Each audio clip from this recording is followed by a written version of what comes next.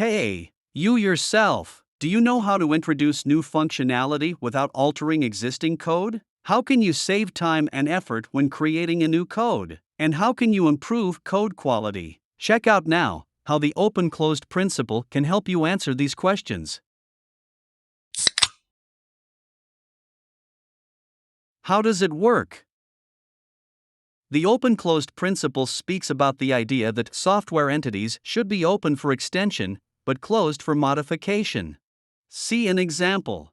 We have a program that draws geometric shapes, but at the moment it only knows how to draw rectangles. Our role is to add a new geometric shape, the triangle.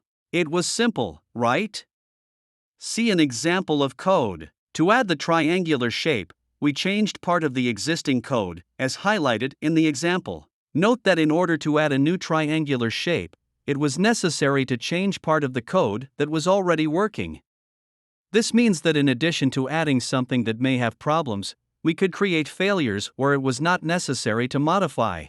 Now, observe this other solution. The behavior of the program remains the same as before, but now when we add a new triangular shape, we don't need to change the existing code. We just have to increment the necessary code. See the difference? Unlike the previous solution, if the code we add has a problem, we will not break other shapes or parts of the program that were already working correctly. By not modifying existing code, you can reduce the risk of introducing new bugs or causing existing functionality to break. Very useful, right? So when working with object-oriented programming, remember that software should be open for extension but closed for modification.